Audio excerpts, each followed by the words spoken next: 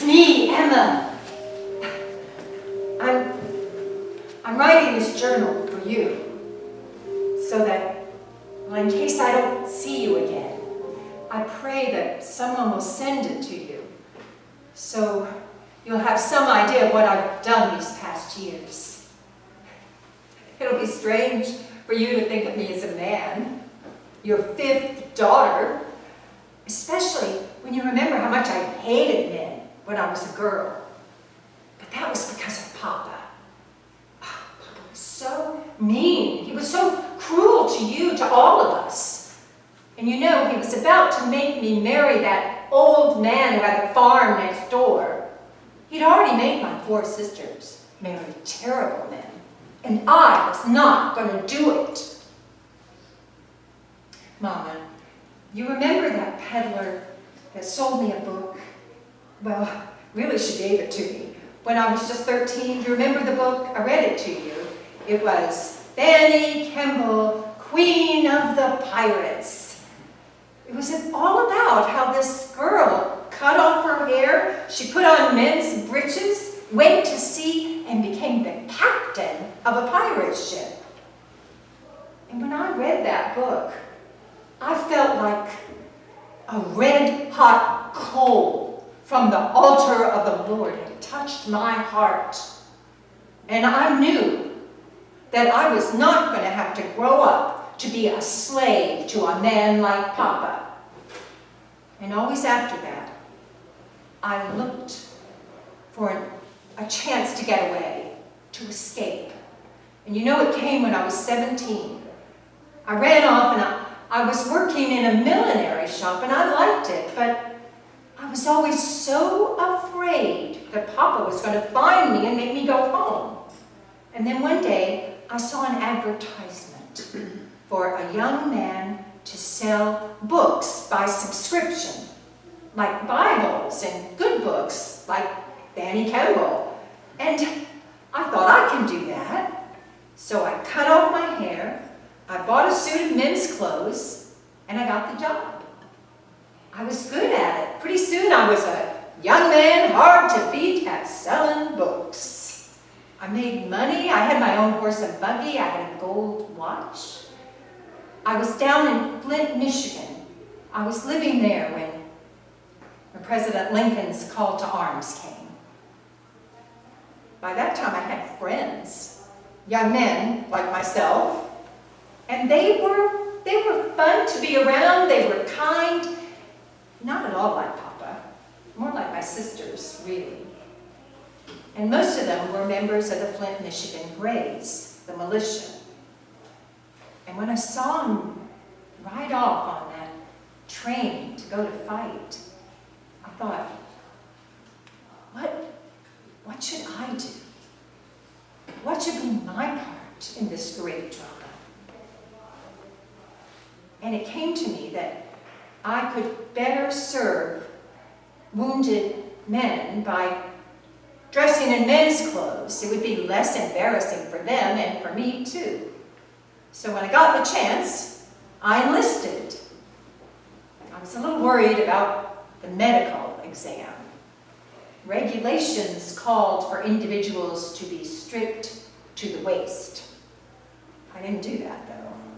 And the doctor hardly looked at me. He examined my hand. "What sort of work has this hand done?" he said. "Sir," I said, "I've spent most of my youth getting an education." And I was in. We were transported by train to Washington, D.C. 35,000 troops massed in our nation's capital. And we thought the war would be short, that we could sweep rebellion from the land like an overwhelming torrent. And then there was the typhoid epidemic.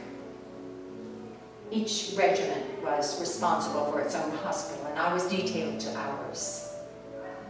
Mama, I have inherited your talent for nursing. My hands have a mystic quality to draw forth healing and release suffering and delirium.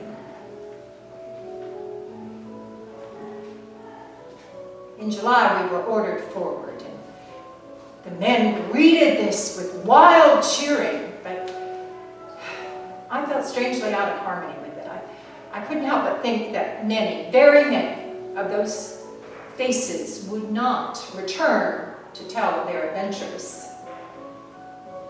We were to take Manassas Junction, and on July 21st, 3 divisions marched out in columns before dawn in absolute silence.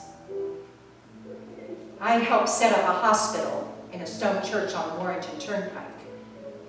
And from where we were, we could hear when the fighting started, the cannons and the muskets, even the clash of steel.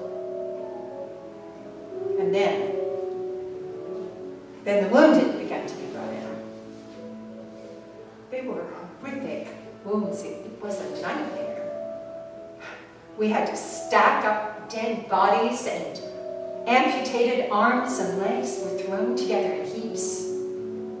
Sometimes I had to tear the thick woolen clothing with my teeth. It was stiff with blood. There was a man who was brought in whose legs were shattered to fragments above his legs, his knees, and he was dying. What a death. It took 2 people to hold him. He was completely wild. Death released him shortly, which was a great relief to us, as well as to the poor sufferer. Our hearts and our hands were occupied with scenes such as this, so we had very little idea how things were going on the battlefield. And we were surprised to hear that Union forces had been totally routed and were retreating in panic, leaving the wounded in the hands of the enemy, and leaving us in a rather unpleasant situation too. I wanted to stay with the men and care for them, but they convinced me that I would not be allowed to nurse them when we were captured. So when we heard the rebels at the door of the church, I climbed out a window in the back and made my escape. Back in Washington, it was complete chaos. Wounded men in the street, more drunken men in the street. And they stayed drunk for weeks, till our general was replaced. General George McClellan was brought in, and he began to teach us how to be soldiers. He taught us discipline, and we loved him for it. He named us the Grand Army of the Potomac. All that winter, I was detailed to the General Hospital in Georgetown, and there was more typhoid. Typhoid killed many more men than battle wounds ever did. Mama, I could hardly bear it. Strong men dying all around me. In the spring, Colonel Orlando Poe had me appointed regimental mail carrier. It was a great relief to get away from the suffering in the hospital. I had a horse. I could ride from camp to camp and into the capital pretty much as I pleased, as long as I picked up and delivered the mail. And people were happy to see me. It was about this time that I heard from a chaplain about an assignment of great responsibility, but also danger. And Mama, you know I have always loved adventure, so I volunteered. We needed information from behind the enemy lines. The first time I went over, I disguised myself as a slave. I got clothing from the contrabands at Fort Monroe, and I put silver nitrate on my skin, which turned it a nice maroon color. And I slipped over to the rebel side, and I joined a group of slaves who were working on a rebel fortification. In a couple of days, I had the information I needed about troop numbers and positions, and then I found that it was much harder to get away as a slave than it had been to get in. But a few days later, I got a chance when I was ordered to take supper down to the men at the picket line. I did. As I was leaving, a sergeant came up to me, shoved a gun at me, and said, "Fill in the gap in the line. Fall asleep, you black bastard, and I'll shoot you like a dog. I took the gun. I filled in the gap. And late that night, I took advantage of the gap to get back to the Union side. The next time I went behind rebel lines, I chose a better disguise. I dressed as a woman, an old Irish peddler. I had to ford a river and walk a long way, and I was tired, so I went into a house that looked deserted. But inside, there was a rebel officer dying of typhoid. And even though he was an enemy, my heart went out to him, and I nursed him through the night. He was dying. He spoke to me of his wife and child. He gave me a gold watch, which he asked me to take to his commanding officer.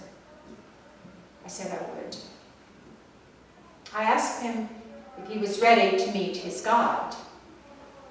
He said, I depend upon the mercy of Christ my Savior.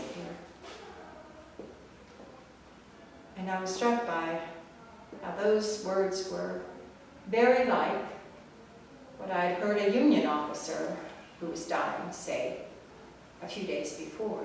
And I thought, although these men were enemies in life, in death they're children of the same God.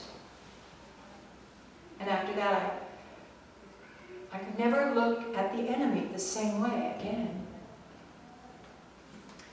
In the morning, I took the watch to the commander. He cried. He asked me to show him to the house where the body lay. He gave me a horse.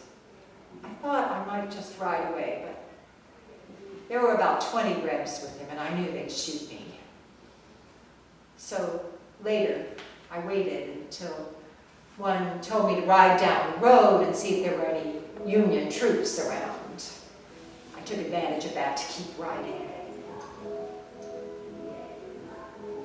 And now, aide-de-camp to Colonel Orlando Poe.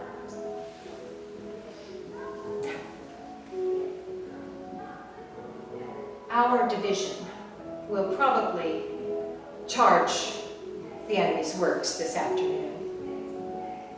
God grant them success. As I write to you, the roar of the musketry and the cannons is almost deafening. So this may be the last entry I make in this journal.